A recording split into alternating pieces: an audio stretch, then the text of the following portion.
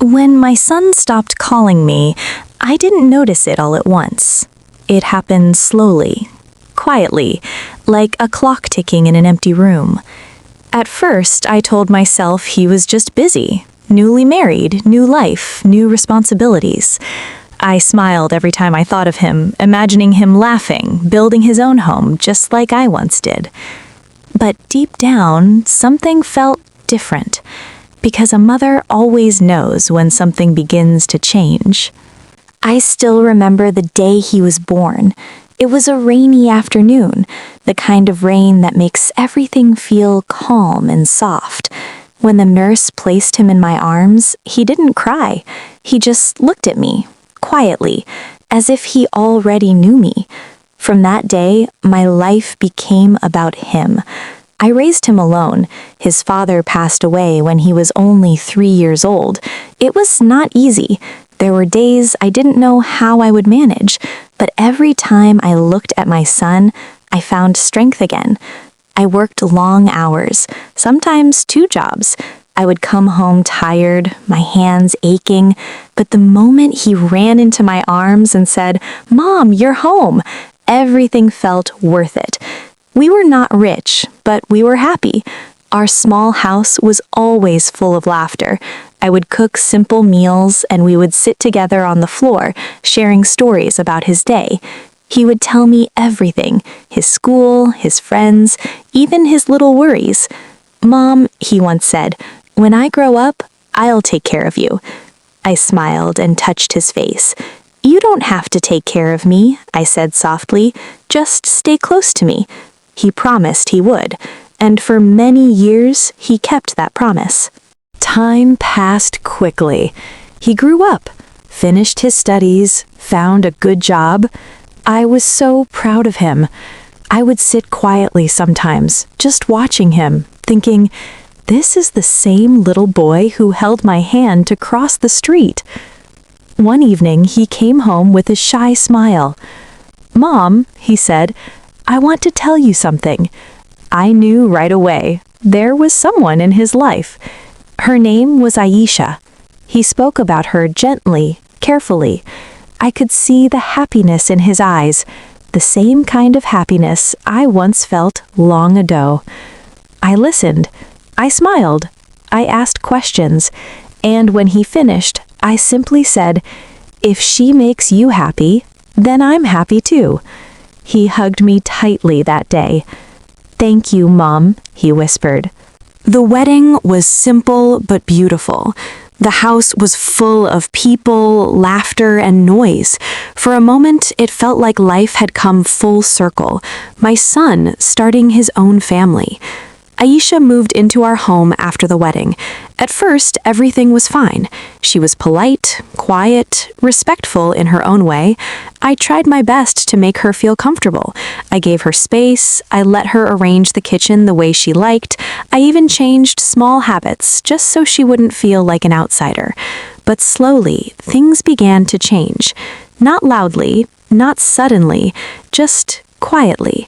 It started with small things. My son stopped sitting with me during dinner. He would eat quickly and go back to the room. "Work is tiring," he would say. I nodded. I understood. Then he stopped telling me about his day.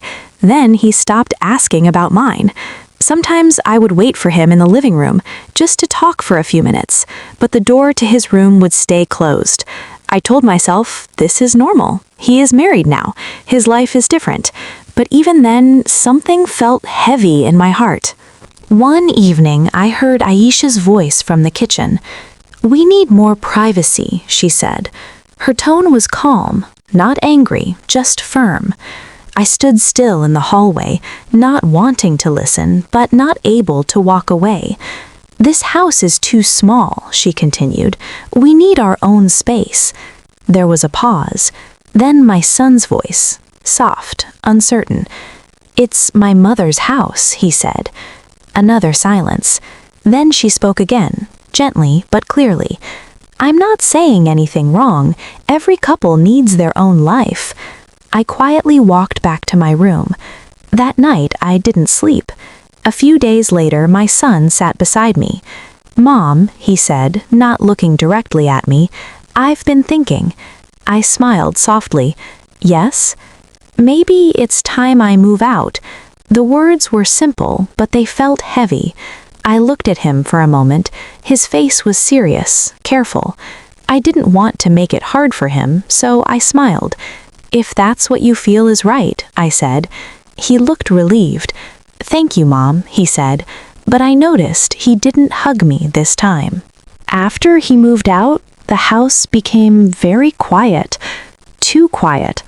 I would wake up in the morning and still cook breakfast for two, out of habit. Then I would stop and realize it was just me now. Sometimes I would sit by the window, watching the street, hoping to see him walking towards the house. He called me every day at first. "Mom, did you eat? Mom, are you okay?" I would answer gently, "Yes, I'm fine," and I truly believed everything would stay okay. But slowly the calls became less frequent, from every day to every few days, from long conversations to short ones, then just messages. "Busy today. We'll call later." But later didn't always come. I never complained. I didn't want to be that kind of mother, the one who holds her child too tightly, the one who makes him feel guilty for living his life. So I stayed quiet. I kept my feelings to myself. One day, I decided to visit him. I packed some homemade food, his favorite dishes, the ones he loved since childhood. When I reached his apartment, I stood at the door for a moment before knocking. I don't know why, but my hands felt cold. He opened the door. For a second, his face lit up. "Mom!" But then something changed. Not completely, just slightly. "Why didn't you call before coming?" he asked. I smiled, trying to keep things light. "I thought I'd surprise you." He stepped aside to let me in. The house was neat, quiet. Aisha came from the kitchen. "Oh, you're here," she said. Her voice was polite, but not warm. I handed her the food. "I made this for you both." She nodded. "You didn't have to." We sat together for a while, but it didn't feel like before. The conversations were short, careful, almost distant. At one point, my son checked his phone and said, "Mom, we actually have to go somewhere soon." I nodded quickly. "Oh, of course." I stood up. "I'll leave now." He didn't stop me. When I reached home, I placed my bag on the table and sat down. The house felt even quieter than before. That was the day I realized he wasn't just busy, he was moving away from me. After that, I stopped visiting. I didn't want to feel like a guest in my own son's life. The calls became even less. Sometimes weeks passed without hearing his voice.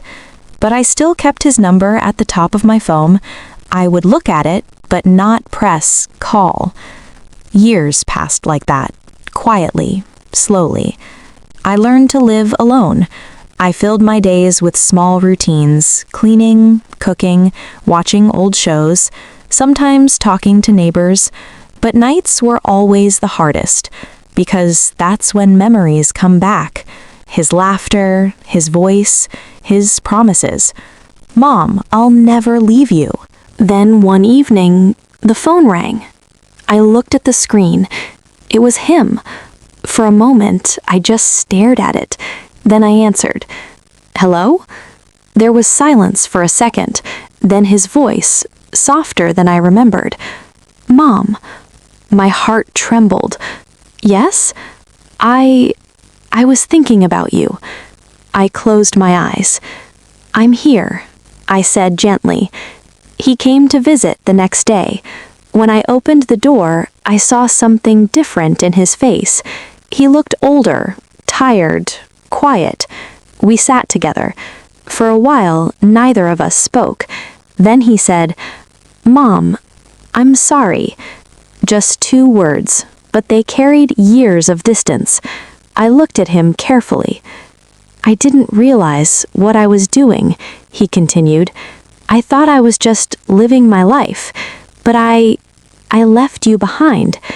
Tears filled his eyes. "I forgot everything you did for me." I didn't speak right away. I just listened. Because sometimes silence understands more than words. After a moment, I said softly, "You didn't forget. You just got lost." He lowered his head. "I missed you, Mom," he said. I reached out and placed my hand over his. I was always here. We sat like that for a long time. No anger, no blame. Just understanding. Life didn't suddenly become perfect after that. Things didn't go back to the way they were before. But something important returned. Connection. He started calling again, visiting sometimes. Not every day, not like before, but enough. Enough to feel remembered. Now, when I sit by the window, I don't feel the same emptiness, because I know, even if life takes him far away sometimes, there is still a place for me in his heart. If there is one thing I have learned, it is this. Love doesn't always stay the same. Sometimes it becomes quiet, sometimes distant. But if it is real, it finds its way back. And when it does, you don't hold on to the pain. You hold on to the moment. Because in the end, being remembered is all a mother ever really asks for.